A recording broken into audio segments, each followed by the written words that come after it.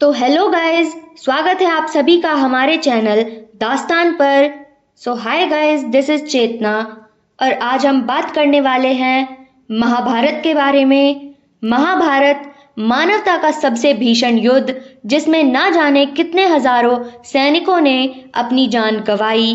धर्म के लिए लड़े गए इस युद्ध में पूरी धरती खून से लथपथ हो गई थी। हर तरफ शरीर के कटे हुए अंग पड़े हुए थे और ये पता लगाना मुश्किल था कि वो टुकड़े किसी इंसान के थे या किसी जानवर के। महाभारत में ऐसी बहुत सी कहानियां हैं जो हमें हैरान कर देती हैं। तो आज इस वीडियो में हम वही देखने वाले हैं।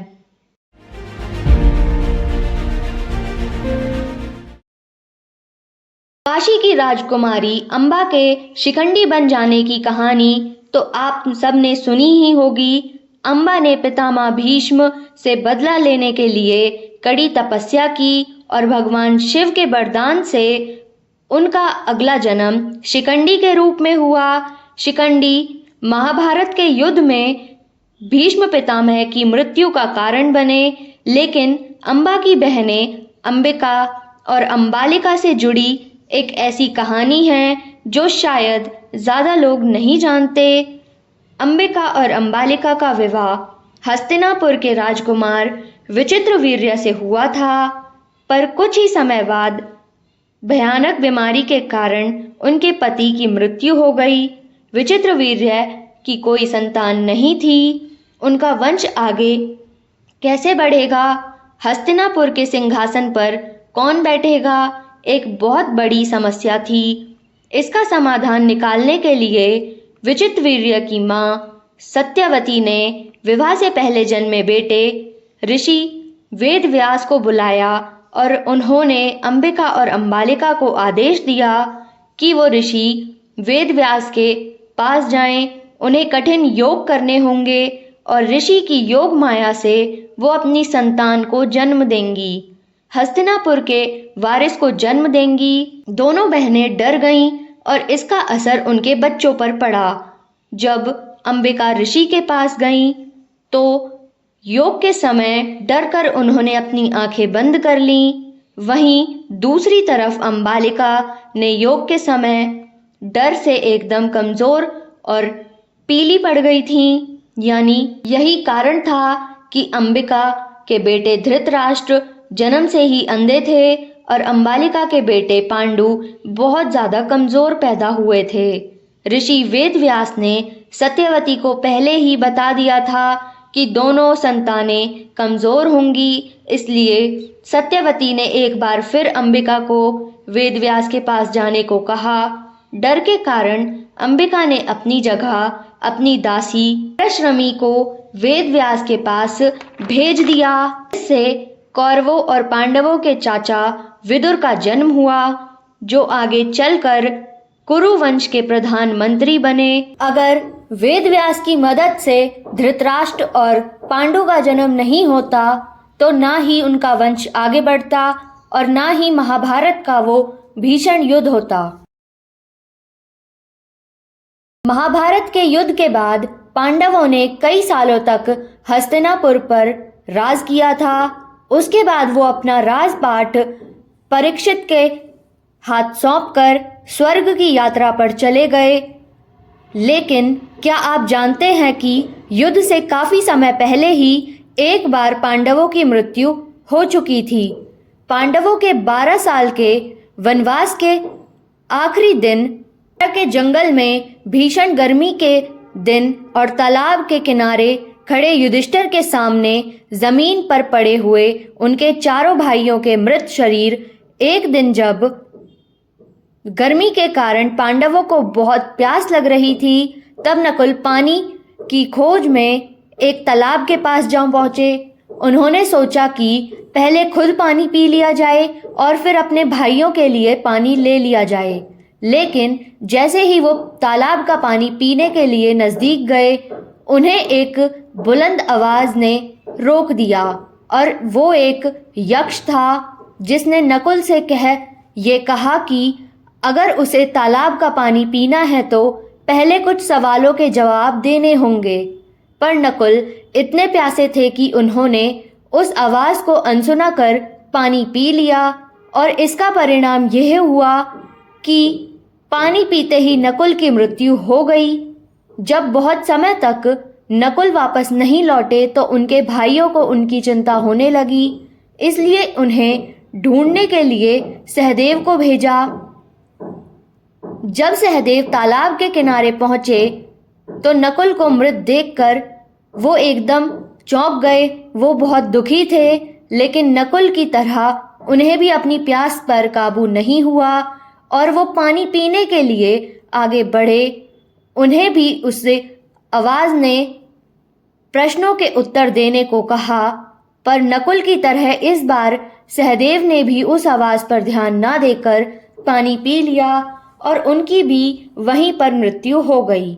इसी तरह अर्जुन और भीम भी अपने भाइयों को ढूंढते हुए उस तालाब के पास पहुंचे और वापस नहीं आए। आखिरकार युधिष्ठिर की बारी आई। वे उसी तालाब के किनारे पहुंचे और उन्होंने देखा कि उनके चारों भाइयों की मृत्यु हो चुकी है। युधिष्ठिर बहुत ज़्यादा दुखी हुए और प्यास से उनका गला और ज़्यादा सूखने लगा। वो जैसे ही पानी पीने पहुंचे, यक्ष ने इनसे फिर वही कहा, पहले तुम्हें मेरे प्रश्नों के उत्तर देने होंगे, वरना तुम्हारी भी मृत्यु हो जाएगी। युधिष्ठिर ने यक्ष की बात मान ली और उनके सवालों का जवाब देने लगे। हवा से तेज चलने वाला क्या है? इसका उत्तर दिया युधिष्ठिर ने, मन। पृथ्वी से भारी क्या है? माता। आकाश से ऊंचा क्या है? पिता। इस तरह के सभी सवालों का सही जवाब देने में युधिष्ठिर सफल रहे तो यक्ष ने उनसे खुश होकर ये कहा कि युधिष्ठिर अपने किसी एक भाई को वापस जीवित करवा सकते हैं। अब युधिष्ठिर ने उनसे नकुल को जीवन दान देने की विनती की। यक्ष ने जब पूछा कि वो भीम या अर्जुन को क्यों नहीं चुन रहे जो युद्ध में उनकी विजय हासिल करने में मदद कर सकते हैं, तो इस पर युधिष्ठिर ने उनसे कहा कि वो खुद कुंती के पुत्र हैं और इसलिए माता माद्री का भी एक पुत्र जीवित होना चाहिए। यक्ष प्रसन्न हो गए और उन्होंने नकुल के साथ भीम और अर्जुन और सहदेव को भी जीवन दान दे दिया और फिर यक्ष अपने असली रूप में सामने आए। वो और कोई नहीं बल्कि युधिष्ठिर के पिता धर्मदेव थे, जो अपने पुत्र की परीक्षा लेने आए थे। कृष्ण अर्जुन के सारथी, धर्म के रक्षक और पापियों का नाश करने वाले, पर एक व्यक्ति ऐसा भी था जिसके पापों को, अपमानों को श्री कृष्ण नजरअंदाज कर देते थे। जब युधिष्ठिर ने इंद्रप्रस्थ में राजस्व यज्ञ किया तो पितामह भीष्म ने श्री कृष्ण को मुख्य अतिथि बनाया। उनका यह फैसला शैली के राजा शिशुपाल को मंजूर नहीं था। शिशुपाल ने भीष्म और पांडवों का अपमान करना शुरू कर दिया और श्री कृष्ण को भी बहुत खरी खोटी सुनाने लगे, लेकिन श्री कृष्ण ने इस अपमान को सह लिया। इसका कोई जवाब नहीं दिया क्योंकि वो एक वादे से बंधे हुए थे। वो वादा क्या था? दरअसल शिशुपाल श्री कृष्ण की बुआ के बेटे थे। जब शिशुपाल का जन्म हुआ तो उनका रूप साधारण नहीं था। उनकी 3 आंखें और 4 हाथ थे और साथ ही एक ऐसी भविष्यवाणी हुई थी कि शिशुपाल का रूप उस दिन साधारण हो जाएगा जिस दिन वो अपना वध करने वाले की गोद में बैठेंगे। ये बात से श्री कृष्ण की बुआ बहुत ज़्यादा परेशान थी। एक दिन जब उन्होंने शिशुपाल को श्री कृष्ण की गोद में रखा, उसी समय उनकी 1 आंख और 2 हाथ गायब हो गए।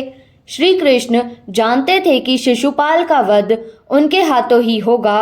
उन्होंने अपनी बुआ से वादा किया कि वो शिशुपाल के किए 100 अपमानों को भी माफ कर देंगे। कई वर्ष बीत गए। शिशुपाल रुक्मणी से विवाह करना चाहते थे, लेकिन रुक्मणी का विवाह श्री कृष्ण से हो गया। शिशुपाल के मन में श्री कृष्ण के लिए घृणा बढ़ती ही चली गई।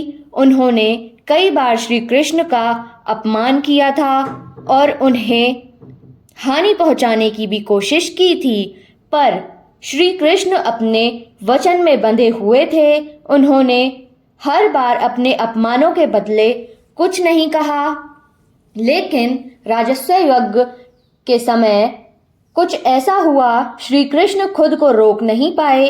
अपमान करते हुए शिशुपाल ने श्री कृष्ण को उनसे लड़ने की चुनौती दी। क्षत्रिय होते हुए श्री कृष्ण इस चुनौती को ठुकरा नहीं पाए। श्री कृष्ण ने शिशुपाल से कहा कि उन्होंने शिशुपाल के 100 से भी अधिक अपमानों को बहुत पहले माफ कर दिया था, लेकिन इस बार उन्हें चुनौती देकर शिशुपाल ने सबसे बड़ी भूल की। समय आ गया था कि श्री कृष्ण शिशुपाल से इस अधर्मी का नाश करने, और इसलिए उन्होंने अपने सुदर्शन चक्र को घुमाया और शिशुपाल का वध कर दिया। क्षेत्र के युद्ध के 17वें दिन तक दुर्योधन के अलावा सभी कौरवों की मृत्यु हो चुकी थी। गांधारी अपने 99 बेटों की मौत पर बेहद दुखी थी। अब वो किसी भी तरह से दुर्योधन को बचाना चाहती थी। गांधारी ने कई सालों तक अपनी आंखों पर पट्टी बांध कर रखी थी। इसकी वजह से उन्हें कई अनोखी शक्तियां मिली थी और अब वो सारी शक्तियां अपने बेटे को देकर उसे अमर बनाना चाहती थी। इसलिए गांधारी ने अपनी आंखों की पट्टी को खोल अपनी आंखों से दुर्योधन को ये शक्तियां देने का निर्णय लिया। उन्होंने दुर्योधन से कहा कि वो बिना वस्त्रों के उनके सामने जाए, लेकिन जब दुर्योधन बिना किसी वस्त्र पहने अपनी माँ के पास जा रहे थे, तब उन्हें श्री कृष्ण ने रोक दिया।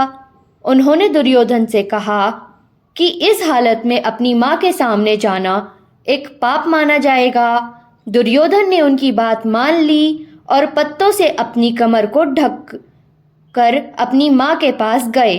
दुर्योधन जब गांधारी के सामने गए, तब उनकी माँ ने अपनी आंखों की पट्टी खोल दी।